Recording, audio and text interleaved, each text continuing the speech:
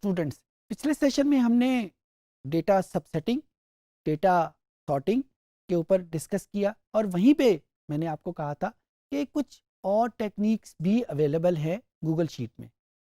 इतनी कॉमन नहीं है, थोड़ी सी मुश्किल हैं, लेकिन मौजूद है। तो इस सेशन में हम फोकस करेंगे उनमें से एक टेक्निक के ऊपर जो बहुत पावरफुल है। थोड़ी सी उससे मुश्किल ज़रूर है, लेकिन बहुत पावरफुल है। जो डेटा फ़िल्टरिंग और डेटा सॉर्टिंग का प्रोसेस हम करते हैं, उसको बहुत आसान कर लेते हैं और ये बहुत पावरफुल टेक्निक के तौर के ऊपर सामने आती है। जो उसका आइकन है, यानी जिस हेडिंग के तहत हम इस सेशन को करेंगे, वो वही है, यानी डेटा सॉर्टिंग और डेटा फ़िल्टरिंग।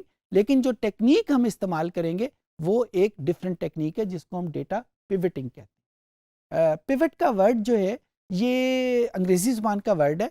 आपको हैरत होगी कि पिवट हम कहते हैं वो जो हमारे वॉशरूम्स में या किसी जगह पे अलमारियों में खूंटी लगी होती है ना, जिसमें हम अपने कपड़े वगैरह टांग लेते हैं, तो पिवट बेसिकली उस खूंटी को कहते हैं।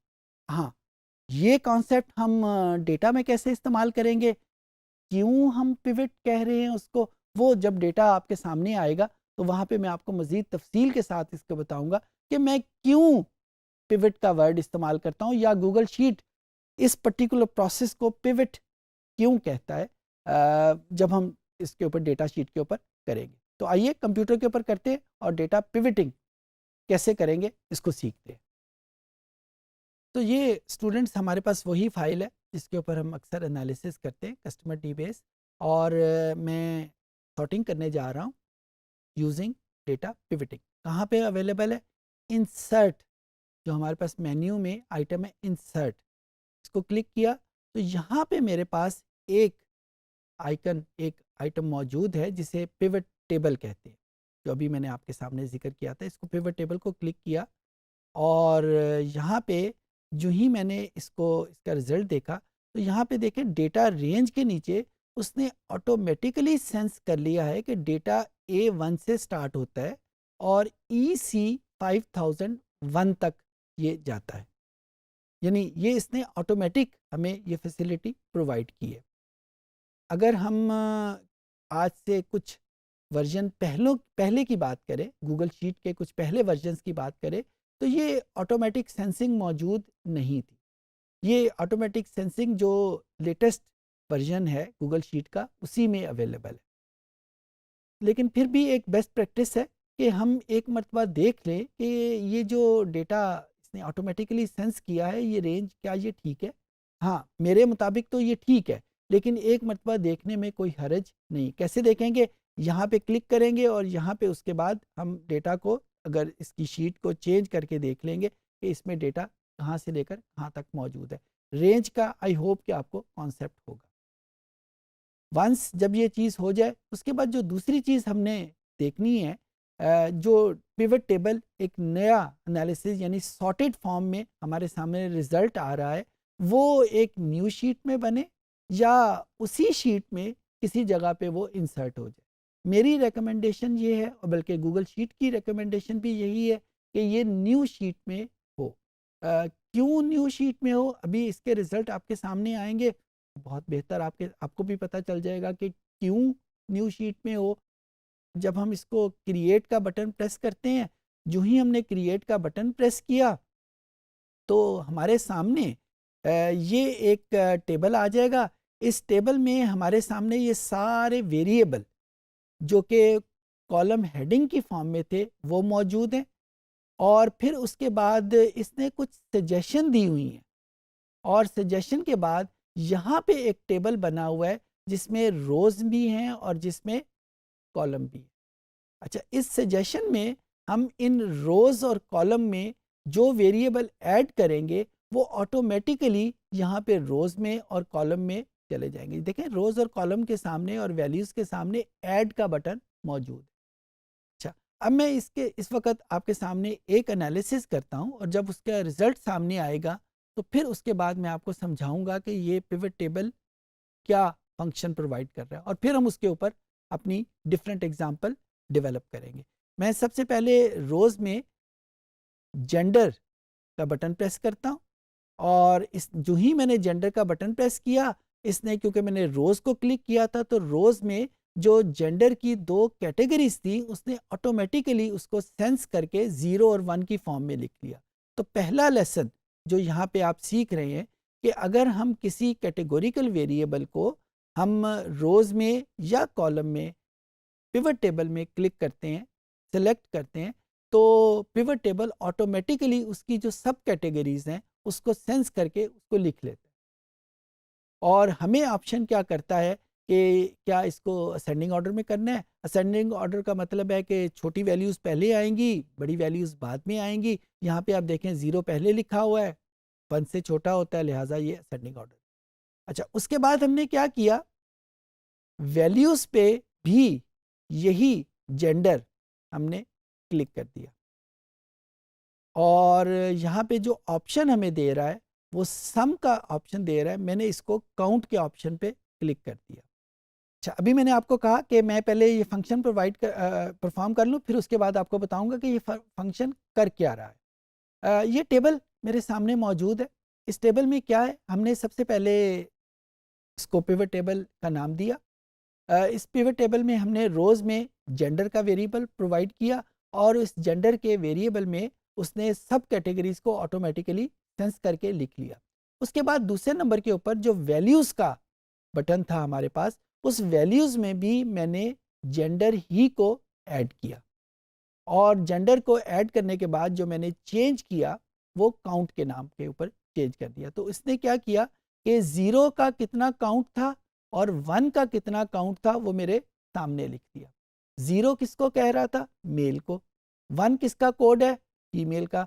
तो जब मैं कहता हूँ कि 0 क्या काउंट या 0 की तादाद 2449 है, तो इसका मतलब ये होगा कि इस डेटा सेट में टोटल नंबर ऑफ मेल 2449 है और टोटल नंबर ऑफ फीमेल वो भी 2551। दूसरे मानों में ये टेबल मुझे उस क्वेश्चन का आंसर दे रहा है कि जिसमें मैं ये पूछना चाह रहा हूँ कि इस पर्टिकुलर डेटा सेट में कितने मेल्स हैं और कितनी फीमेल्स। जब मैंने ये क्वेश्चन पूछा कि इस डेटा सेट में कितने मेल्स हैं और कितनी फीमेल्स हैं, तो यहाँ पे 2 किस्म की एनालिसिस या 2 किस्म के वेरिएबल का सामना हमारे सामने आ रहा है। मैंने किसकी तादाद फाइंड आउट करनी है, मेल और फीमेल की। तो एक वेरिएबल मेरे पास आ गया कि मैंने जिसकी तादाद को फाइंड आउट करना है, मेल और फीमेल को। तो मैंने यहाँ पे जेंडर यहाँ पे वेरिएबल इस वजह से इस्तेमाल किया। अच्छा, अब इस क्वेश्चन को थोड़ा सा एडवांस करते हैं। मैं ये फाइंड आउट करना चाहता हूँ, अभी तक तो मैंने ये फाइंड आउट किया था कि मेल की तादाद कितनी है, फीमेल की तादाद कितनी है। अब मैं ये फाइंड आउट करना चाहता हूँ कि जो इस पर्टिकुलर डेटा सेट में मेल और फीमेल मौजूद हैं उनकी एवरेज एज क्या है।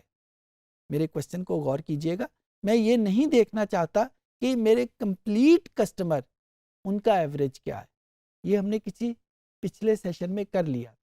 अब मेरी जो रिक्वायरमेंट है वो ये है कि इस पर्टिकुलर डेटा सेट में टोटल नंबर ऑफ मेल्स कितने हैं और टोटल नंबर ऑफ फीमेल्स कितनी है। तो यहाँ पे देखें, मैंने इस पर्टिकुलर एनालिसिस 2 किस्म का एनालिसिस कर रहा हूँ कि एक तो मुझे चाहिए कि इस डेटा सेट में मेल और फीमेल कितने हैं और दूसरे नंबर के ऊपर मैंने उनके एज का एवरेज फाइंड आउट करना है। कंप्लीट डेटा सेट का नहीं, मेल का अलहदा से एवरेज, फीमेल का अलहदा से एवरेज। तो 2 चीज़ें साथ साथ आ गई। एक वो वेरिएबल हो गया जिसके हिसाब से मैंने डेटा को स्प्लिट करना है, डेटा को सबसेट करना है, और एक वो वेरिएबल हो गया जिसके ऊपर मैंने एनालिसिस करना है। एनालिसिस कौन सा, एवरेज फाइंड आउट करनी है। तो जिस वेरिएबल के रेफरेंस से मैंने डेटा को स्प्लिट करना है वो जेंडर है। यानी मेरा क्वेश्चन ये था कि इस डेटा सेट में मेल और फीमेल की एवरेज एज क्या है। तो मैंने डेटा सेट को पहले मेल और फीमेल में स्प्लिट कर लिया। उसके बाद दूसरा वेरिएबल, तो उसके ऊपर एनालिसिस किसके ऊपर करना है, एज के ऊपर एनालिसिस करना है कि उसका एवरेज हमने फाइंड आउट करना है। तो ये 2 वेरिएबल हमारे सामने आ गए। एक वो वेरिएबल जो सबसेट के लिए इस्तेमाल हो रहा है, एक वो वेरिएबल जो एनालिसिस के लिए इस्तेमाल हो रहा है। जिस वेरिएबल को हम सबसेटिंग के लिए इस्तेमाल करते हैं पिवट टेबल में, उसको इधर रोज में या कॉलम में रखते हैं, और जिस टेबल को, जिस वेरिएबल को हम एनालिसिस के लिए इस्तेमाल करते हैं उसको हम वैल्यूज़ में शिफ्ट करते हैं। मैं इस चीज़ को दोहरा देता हूँ। दो किस्म के वेरिएबल हमारे सामने आते हैं कि जिस वेरिएबल के रेफरेंस से हम डेटा की सबसेटिंग कर रहे हैं और वो वेरिएबल जिसके रेफरेंस से हम डेटा के ऊपर एनालिसिस कर रहे हैं। मैंने क्वेश्चन किया कि मेल और फीमेल की एवरेज एज क्या है, तो एवरेज मैंने एज के ऊपर अप्लाई करना है तो एनालिसिस एज के ऊपर लगेगा, और सबसेटिंग मैंने जेंडर के हिसाब से करनी है। जिसको मैंने वेरिएबल को सबसेटिंग के लिए यूज़ कर रहा हूँ उसको मैं रोज़ या कॉलम में रखूँगा और जिसके ऊपर एनालिसिस करना है उसको वैल्यूज़ में रख दूँगा। अच्छा, अब देखते हैं हम इसको कैसे करेंगे। यहाँ पे हम सबसे पहले तो इसको ख़त्म कर लेते हैं जो पहले से एनालिसिस हमने किया हुआ है। अब हम रोज़ में ऐड करेंगे, हम कॉलम में भी ऐड कर सकते हैं। अभी मैं आपको कॉलम में भी ऐड करके दिखाता हूँ कि उससे फ़र्क क्या पड़ता है। It is only a matter of choice कि हमें नज़र कैसे आए। आमतौर के ऊपर रोज़ में बेहतर तौर पे नज़र आता है। तो जेंडर को हमने क्लिक कर लिया, उसी तरीके से 0 और 1 हमारे सामने लिखा गया। और अब दूसरा वेरिएबल मैंने वैल्यूज़ में ऐड करना है। कौन सा वेरिएबल वैल्यू में ऐड करना है? एज का। और जो ही मैंने एज का वेरिएबल ऐड किया, यहाँ पे मेरे पास सामने सम का फंक्शन वहाँ पे अप्लाई किया हुआ है। जबकि मुझे कौन सा फंक्शन अप्लाई करना है? मुझे एवरेज का फंक्शन अप्लाई करना है। मैंने average age of male and female find out करनी है।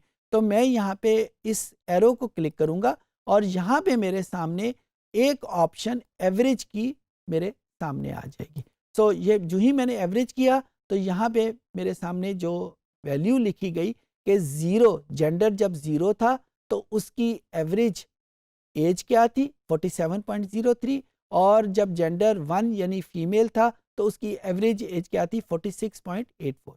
एक क्वेश्चन और कर लेते हैं। क्या क्वेश्चन करते हैं? मैं ये देखना चाहता हूँ कि जो बर्थ मंथ हैं, मुख्तलिफ महीनों में जो कस्टमर पैदा हो रहे हैं उनकी एवरेज इनकम क्या है। चलें एवरेज के बजाय हम मैक्सिमम इनकम कर लेते हैं, एक और फंक्शन यहाँ पे इस्तेमाल हो जाएगा। तो मेरी रिक्वायरमेंट क्या है कि मुख्तलिफ महीनों में जो कस्टमर पैदा हुए हैं वो उनका मैक्सिमम इनकम कितनी है। अच्छा, अब यहाँ पे दो वेरिएबल हैं। एक वो वेरिएबल जिसके हिसाब से डेटा को हमने स्प्लिट करना है वो बर्थ मंथ है, और दूसरा वेरिएबल कि जो फंक्शन हमने अप्लाई करना है, फंक्शन हमने इनकम के ऊपर मैक्सिमम का फंक्शन अप्लाई करना है। तो ये वही दो वेरिएबल आ गए। मैं यहाँ पे सबसे पहले तो इस पिवट टेबल को मैं क्लियर कर लिया। अब यहाँ पे मैं रोज़ में कौन सा वेरिएबल यूज़ करूँगा? जिसके हिसाब से डेटा को स्प्लिट करना है। यहाँ पे डेटा को स्प्लिट करना है बर्थ मंथ के हिसाब से, ये बर्थ मंथ लिखा हुआ है। तो यहाँ पे मेरे सामने बर्थ मंथ लिखे हुए आ गए और ये असेंडिंग ऑर्डर में है, ABC ऑर्डर में यहाँ पे लिखे हुए आ गए। उसके बाद वैल्यूज़ में हमने कौन सा वेरिएबल शिफ्ट करना है? जिसके ऊपर हमने एनालिसिस परफॉर्म करना है। तो एनालिसिस हमने परफॉर्म करना है इनकम के ऊपर। तो इनकम का वेरिएबल यहाँ से मैंने लोकेट किया और उसके बाद मैंने यहाँ पे फंक्शन कौन सा अप्लाई करना है? मैक्सिमम का फंक्शन अप्लाई करना है कि मैंने ये देखना है कि उनकी मैक्सिमम पे कितनी है। और जो ही मैंने ये मैक्सिमम का फंक्शन अप्लाई किया, ये मेरे सामने इस टेबल में ये चेंजेस होके आ गई कि मुख्तलिफ महीनों में पैदा होने वाले कस्टमर की मैक्सिमम पे कितनी है। फॉर एग्ज़ाम्पल यहाँ पे अगर मैं देखूँ तो जो कस्टमर फरवरी में पैदा हो रहे हैं उनकी मैक्सिमम पे सबसे ज़्यादा है एज़ कम्पेयर टू अदर्स। अच्छा, अब यहाँ पे मैं अगर जेंडर भी ऐड करना चाहूँ तो जेंडर क्योंकि डेटा को स्प्लिट करने में काम आता है तो मैं कॉलम में जेंडर ऐड कर देता हूँ।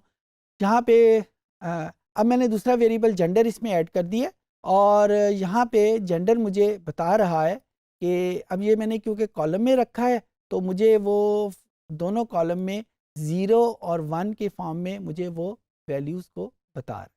तो यहाँ पे मैंने इस पर्टिकुलर कॉलम में या इस पर्टिकुलर पिवट टेबल में हमने जो आंसर लिया है वो इस बात का है कि बर्थ मंथ में कौन कौन जो कस्टमर पैदा हो रहे हैं और वो मेल हैं तो उनकी मैक्सिमम इनकम कितनी है, फीमेल हैं तो उनकी मैक्सिमम इनकम कितनी है। एक क्वेश्चन का आंसर रह गया था, वो अभी दे दूं कि इसको पिवट क्यों कहते हैं।